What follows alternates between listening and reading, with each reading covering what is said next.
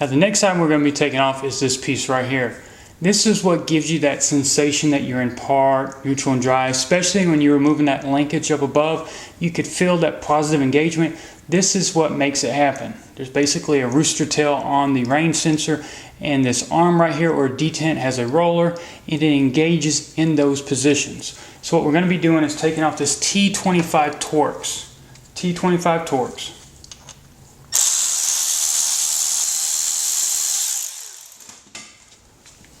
And when you take it off, one thing you want to remember when going back is this little ear right here needs to be on the outside of the valve body.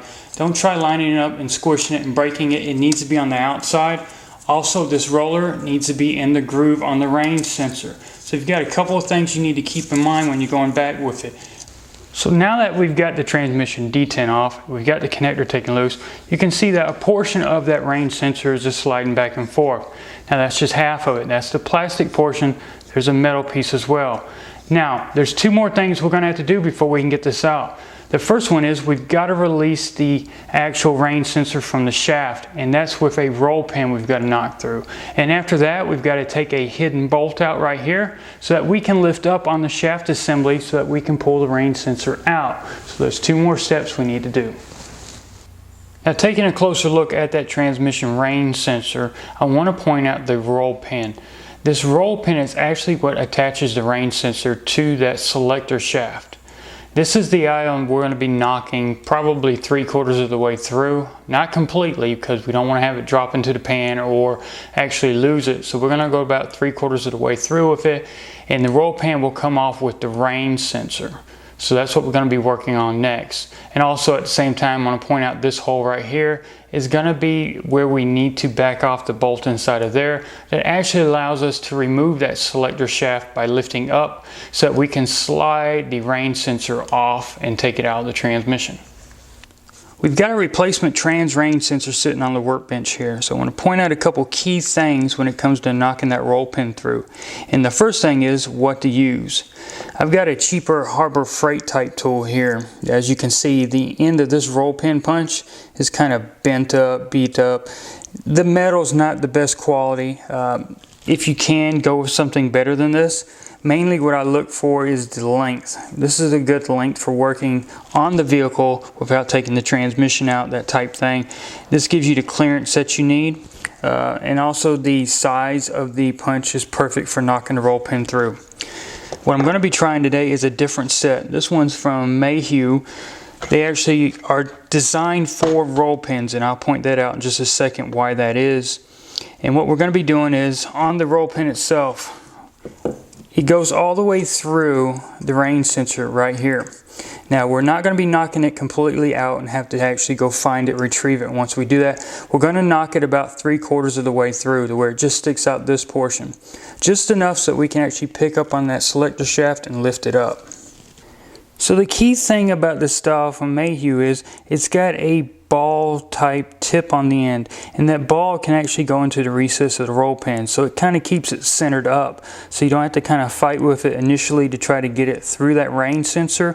That ball will actually sit in the opening of the roll pin just like you see here and here, so it actually helps to line it up. Now the only issue you might run in with this style is the length, whether or not you've got clearance to actually use something this long in the vehicle, but we're going to try this nonetheless to see how well it works. Now if those center punches out of the package, you start noticing they're not quite as long as you thought they were. So if you compare them to the one that you normally use, you find out they're very comparable. So we shouldn't have any issue on length. So we'll grab the one that's comparable to size, and this will be the one we use to knock that roll pin out with. So we're going to line that ball on the tip of the roll pin punch with the actual roll pin. Line it up, get it centered, grab your hammer and start tapping.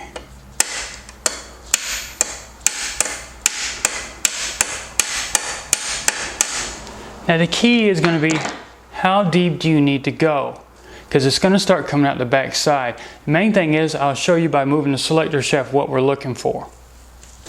Now the best way to determine if you've got that roll pin knocked enough of the way through is you can go ahead and move the selector shaft up here at the top, the portion that the cable actually attached to. Take your roll pin punch out and actually look at the range sensor. If it's moving With the movement at the top of the selector shaft, we know that the roll pin's not all the way through enough. So what we'll do is insert the punch, give it a couple more taps, pull it back out and check it again. Once it's no longer moving with the shaft, then we know we can move on to the fastener that actually attaches the shaft, and we can lift it up so we can get clearance to pull that rain sensor out.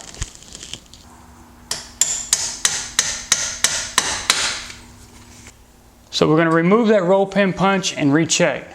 I'm going to move the selector shaft back and forth. At the same time, I'm going to notice what kind of movement I've got at the rain sensor. If the rain sensor is not moving the same amount, I know that the roll pin's been knocked through. Also, if you look at the hole that we knocked the roll pin through, you can actually see the shaft rotating inside. So at this point, we can actually move over to the fastener that holds the shaft in place. Now the fastener that prevents that selector shaft from coming up is actually a T10 Torx. So grab you a T10 Torx, get down in there, and back it off. There you have it. Now if that T10 Torx removed, we can go back up here to the selector shaft and we can start wiggling and lifting up. Usually that's all it takes, but if for some reason it's stuck, you can grab a small pry bar or flat tip screwdriver and work it up.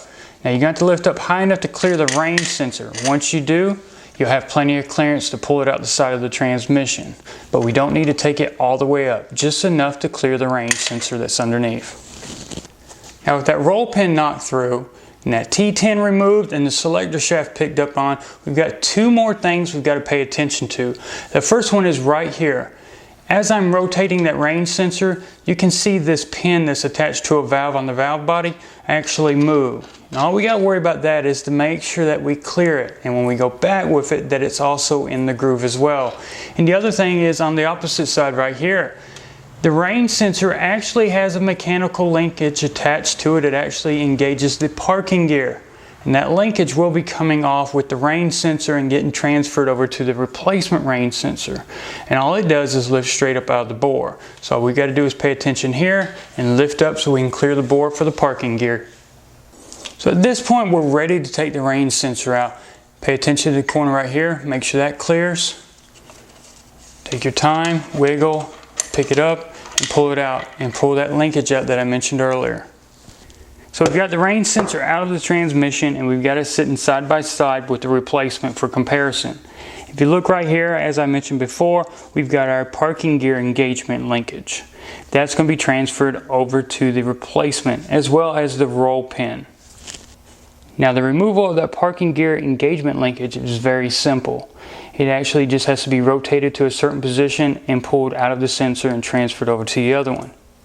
So all you've got to do is rotate it over, and what you're going to be doing is lining up these fingers with the cutouts in the rain sensor. Once they're lined up, you can lift up on the rain sensor.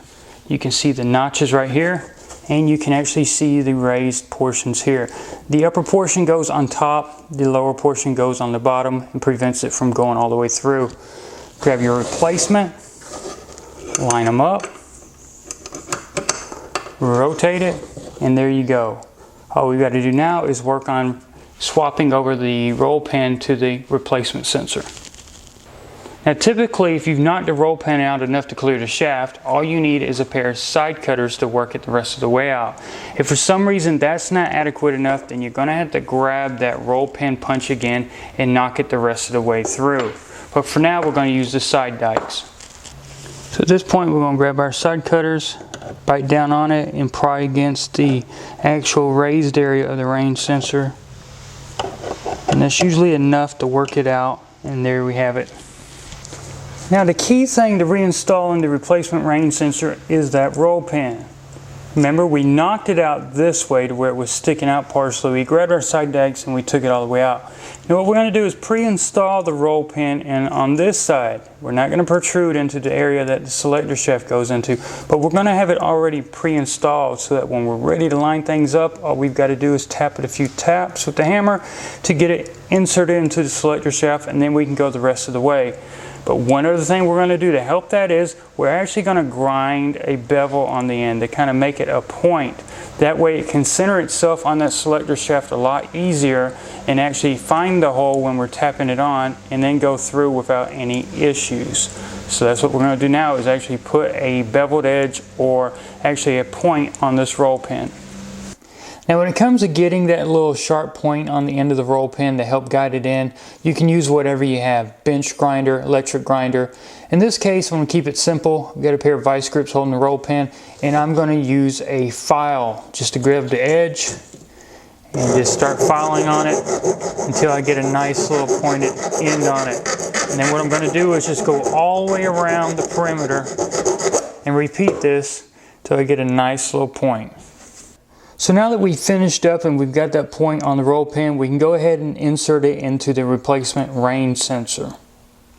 Now before we go pre-installing the roll pin into the range sensor, you got to remember which side you're going to be installing it in.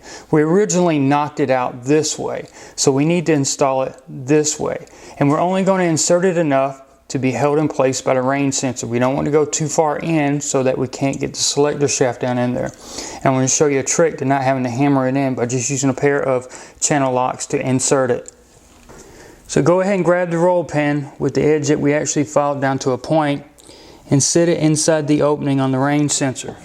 Grab your channel locks, make sure they're open wide enough, get it into position, and squeeze. That will actually get it preset into there.